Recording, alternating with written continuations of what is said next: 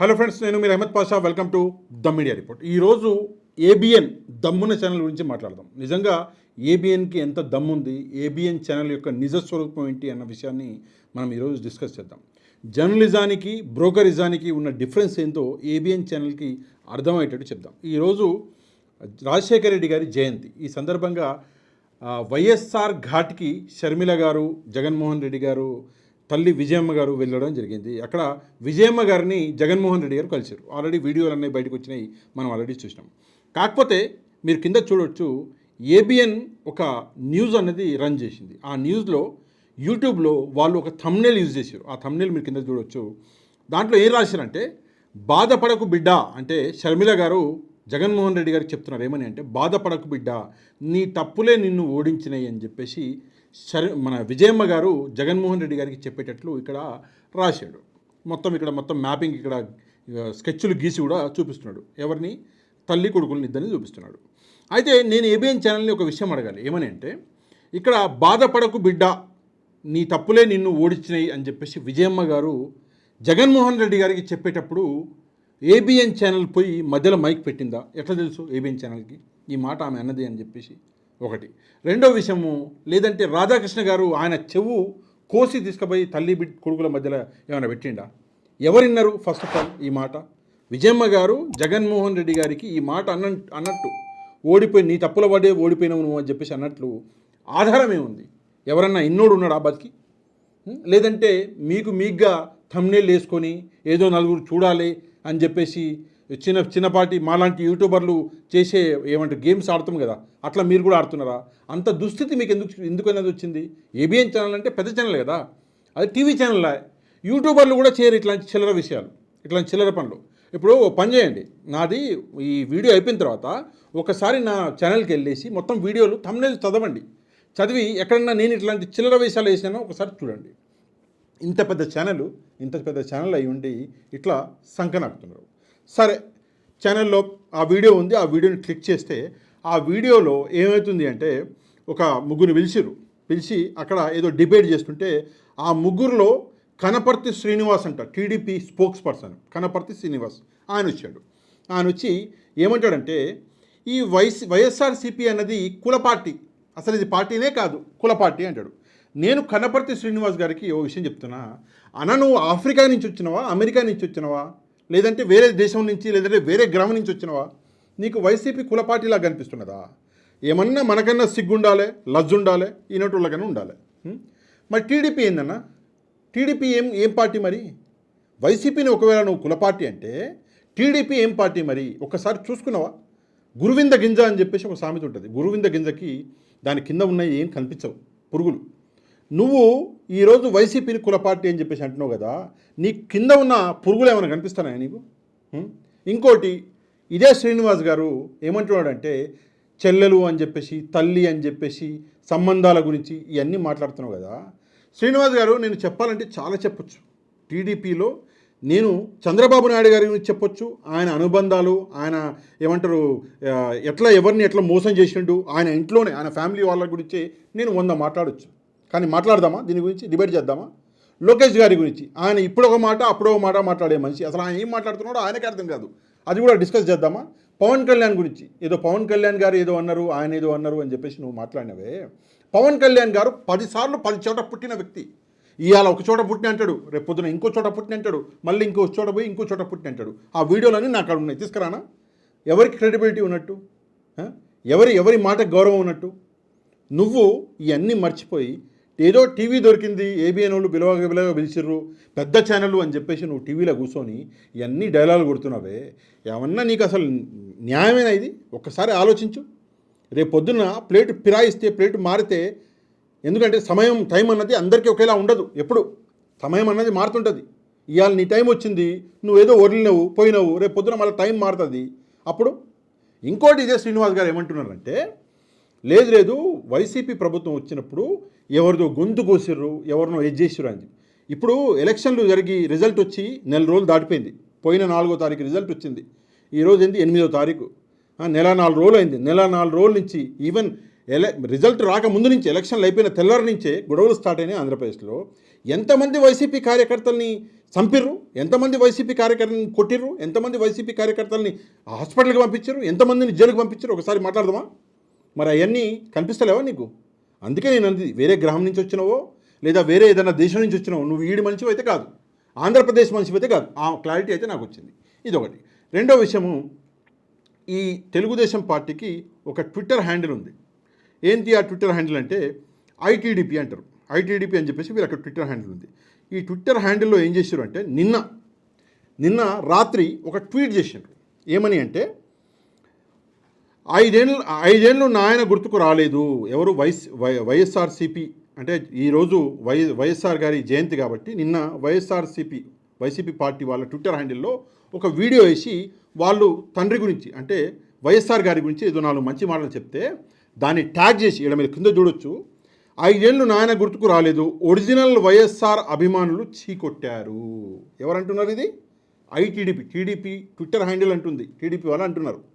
Original YSRCP అభిమానులంట చీకొట్టిరంట. YSR గారి అభిమానులు. ఓడిపోగానే మళ్ళీ గుర్తుకు వచ్చాడు అంటే జగన్మోహన్ రెడ్డి గారికి ఓడిపోగానే తండ్రి గుర్తొచ్చిందంట. ఓకే, ఈ వీడియోలో ఎక్కడా తల్లి లేదు, చెల్లి లేదు, వైఎస్ఆర్ పక్కన ఈ సైకోగాడి బొమ్మ వేసుకున్నాడు. అంటే నేను అనేది ఏంటంటే, సరే సైకోగాడి బొమ్మ వేసుకున్నాడు, లాస్ట్ ఇంకో మాట అంటున్నాడు, మళ్ళీ ఒరిజినల్ వైఎస్ఆర్ అభిమానులు వీడిపై తిరగబడే టైం వచ్చింది అని చెప్పేసి ఒక మాట అన్నారు. ఎవరు? టీడీపీ వాళ్ళు. నిన్న టీడీపీ ట్విట్టర్ హ్యాండిల్లో వచ్చింది. నేను ఒకటే మాట అంట, ఏంటి అంటే, సరే సంస్కారం లేదు వైసీపీకి మంచి లేదు, వైసీపీకి చెల్లు లేదు, ఇక నువ్వు ఏమనుకుంటున్నావు, నీకుందని నువ్వు అనుకుంటున్నావుగా, నువ్వు చక్కనోడివి, నువ్వు మంచిగా ఏదో ఫారెన్లో పోయి చదువుకొచ్చినోడివి అని చెప్పేసి లోకేష్ గారు మీరు అనుకుంటున్నారు కదా. సరే నువ్వు మంత్రి కాబట్టి నీకు మర్యాద నేను ఇవ్వాలి. సరే నువ్వు ఎక్స్ చీఫ్ మినిస్టర్కి నువ్వు మర్యాద ఇవ్వకుండా సైకో అని వాడు వీడు అని చెప్పేసి అంటున్నావు కదా. కనీసం నేను నీకు మర్యాద ఇస్తున్నా. ఏమని అంటే, లోకేష్ గారు మీరు బయట చదువుకుని వచ్చారు అబ్రాడ్లో, మంత్రి, మీరు అంత పెద్ద తండ్రికి అంత పెద్ద బిడ్డ, అట్లాంటప్పుడు ఒక ఎక్స్ చీఫ్ మినిస్టర్కి ఎంత మర్యాద ఇవ్వాలో అని కూడా తెలియదా? సైకో అని, వాడు అని, వీడు అని, అది ఎప్పుడు? తండ్రి జయంతి రోజు. ఇది ఏమన్నా మానవత్వమా? ఒక మనిషి పుట్టినోడు ఎవడన్నా చేస్తాడు ఈ పని? రేపు పొద్దున్న అందరం చావాలి, నేను చావాలి, మీరు చావాలి, అందరు చావాలి. రేపు పొద్దున్న చంద్రబాబు నాయుడు గారు చనిపోయారు అనుకోండి, చనిపోయినాక ఏదో ఆయన జయంతి వచ్చిందో వర్ధంతి వచ్చిందో ఆ రోజు ఎవడో ఇట్లాంటి తిక్కనా కొడుకు, ఎవడో పనికిమాలినోడు ఇట్లాంటి ట్వీట్ పెడితే మీకు ఎంత బాధగా ఉంటుంది లోకేష్ గారు? మీ తండ్రి గారి జయంతి రోజు ఎవరైనా పెడితే మీరు ఊరుకుంటారా? ఊరుకోరు కదా. అది తండ్రి అంటే మన తండ్రికి మనం ఇస్తాం గౌరవం, పక్కవాడికి కూడా అంతే గౌరవం ఇవ్వాలి. కనీసం మర్యాద అంటారు. అబ్రాడ్కి పోయి టైలు కట్టుకొని అక్కడ మంచి భోజనాలు తిని చదువుకొని వస్తే కాదు. ఈడ మనం ఏం చేసినాం? సరే మరి వాళ్ళు చేయలేదా వైసీపీ వాళ్ళు? అప్పుడు ఏడిపోయినావు నువ్వు? మీరు అడగొచ్చు. ఎవడో తాగితే నువ్వు తాగుతావా? మరి నీకు ఎవరికి ఏంటి డిఫరెన్స్? సరే వైసీపీ చేసిందా లేదా అది నాకు తెలుసు. వైసీపీ పార్టీ మీరేం చేయకుండానే ఏం చేయలే ఇప్పుడు. అయినా కూడా చేసిందే అనుకుందాం. నా సింపుల్ ప్రశ్న, ఎవడో తాగితే నువ్వు తాగుతావా? మనం తాగాలా? మనం మనుషులం పుట్టిన వాళ్ళం కదా. అట్లాంటప్పుడు మనం ఈ గలీజ్ పనులు చేయాలా? అందుకే నేను అనేది, కనీసం ఈ ఒక్కరోజు రాజశేఖర రెడ్డి గారి జయంతి, ఆయన పుట్టినరోజు, రాజశేఖర రెడ్డి గారి కోసం చాలా ప్రాణాలు విలువెల్లాడుతున్నాయి. ఆయన చేసిన మంచి అంతా ఇంత మంచి కాదు. మనిషి పుట్టిన ప్రతి ఒక్కడికి తెలుగు రాష్ట్రాలు కాదు మన దేశంలోనే ఒక మంచి నాయకుడిగా ఎదిగిండు రాజశేఖర రెడ్డి గారు. 5 సంవత్సరాల 3 నెలలు ఆయన పాలించింది. ఆ 5 సంవత్సరాల 3 నెలలు ఆయన రామరాజ్యాన్ని తీసుకొచ్చాడు. పేదోడు హార్ట్ అటాక్ వచ్చింది, హాస్పిటల్కి పోయి సార్ ఏంది అని డాక్టర్ని అడిగితే నీకు హార్ట్లో బ్లాక్లు ఉన్నాయా, 3 లక్షలు 4 లక్షలు అయితే అంటే వాడు ఆ మాటలు విని ఏంది 3 లక్షల రూపాయల అని చెప్పేసి ఆ మాటలకే చచ్చిపోయేది పేదోడు. అట్లాంటి పేదోళ్ళ జీవితాలకి ఒక వెలుగుని తీసుకొచ్చాడు రాజశేఖర రెడ్డి గారు. ఒక కొత్త కిరణాలను తీసుకొచ్చాడు. లేదు పేదోళ్ళు అయినా సరే వీళ్ళకి కూడా వైద్యం అందాలి అని చెప్పేసి కార్పొరేట్ హాస్పిటల్, మళ్ళీ చెప్తున్నా, మీరు జగన్మోహన్ రెడ్డి గారు వెళ్ళే కార్పొరేట్ హాస్పిటల్కి లోకేష్ గారు సామాన్య జనాలను పంపించాడు. అది రాజశేఖర రెడ్డి. అట్లాంటి రాజశేఖర రెడ్డిని గుండెలో పెట్టుకున్నారు. ఫీజు రియంబర్స్మెంట్ అన్నాడు, మంచి పనులు చేసిండు, చాలా మంచి పని చేసినాడు. 108 అంబులెన్స్ అన్నాడు. ఇట్లాంటి చెప్పుకుంటా పోతే నేను పొద్దున వీడియో చేసిన, ఆల్రెడీ కింద లింక్ పెడతా. ఇట్లా చెప్పుకుంటా పోతే చాలా చేసిండు రాజశేఖర రెడ్డి గారు. అట్లాంటి రాజశేఖర రెడ్డి గారి జయంతి రోజన్నా మీరు ఇట్లాంటి చిల్లర మాట మాట్లాడకుండా కనీసం రాజశేఖర రెడ్డి గారి జయంతి. ఇంకో విషయం, రాజశేఖర రెడ్డి గారు మీ నాన్నగారు ఇద్దరు ఒకేసారి కాంగ్రెస్ పార్టీలో చేరారు, ఒకేసారి ఎమ్మెల్యే అయ్యారు, ఒకేసారి మినిస్టర్ అయ్యారు, వాళ్ళిద్దరు ఫ్రెండ్స్, మేము మిత్రులం అని చెప్పేసి చాలాసార్లు చెప్పుకుంటారే. అట్లాంటిది చంద్రబాబు నాయుడు గారి మిత్రుడు అనేటువంటి రాజశేఖర రెడ్డి గారి జయంతి రోజు ఈ చిల్లర పనులు అవసరమా? అట్లీస్ట్ ఈ రోజైనా ఆ yellow media, so called yellow media, జర్నలిజానికి బ్రోకరిజానికి డిఫరెన్స్ తెలవనటువంటి ఎల్లో మీడియాని మీరు ఊకే ఉండండి రా బాబు, ఒక్కరోజైనా మూసుకోండి అని చెప్పి చెప్పలేకపోయారా? జర్నలిజం అంటే మన ప్రాణాలని ఫలంగా పెట్టైనా సరే నిజాన్ని బయటికి తీసుకురావడం. బ్రోకరిజం అంటే ఎవడో డబ్బున్నోడు రాజకీయ నాయకుడి బూట్లు నాకడం. జనరల్గా ఇవాళ రేపు బ్రాండెడ్ కుక్కలు ఉంటున్నాయి, కుక్క మన ఇంట్లో కట్టేస్తాం కుక్క, అవి కూడా బ్రాండెడ్ ఉంటున్నాయి. ఆ కుక్కలు కూడా బూట్లు నాకుతలేవు. పాత టైంలో కుక్కలు నాకేదంట, ఎందుకంటే బూట్లకి ఏదైనా అంటుతుందేమో నాకుదామని నాకేది. ఇవాళ రేపు బూట్లకి ఏమో అంటలేదుగా, ఎందుకంటే మనం బయటకే వెళ్తలేము, మంచిగా ఉంటున్నాయి బూట్లు.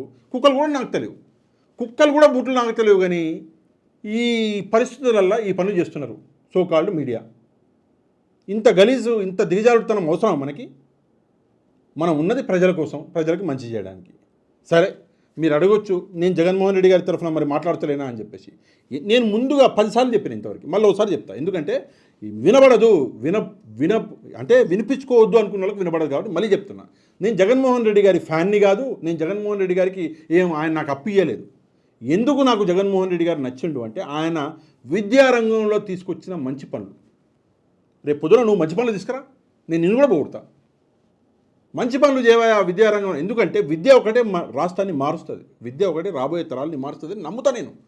అందుకే ఆయన మంచి పనులు తీసుకొస్తే ఆ మంచి పనులకి నేను ఆయన అభిమానిలాగా మారిపోయాను, ఆయనకి పాజిటివ్గా మాట్లాడినా.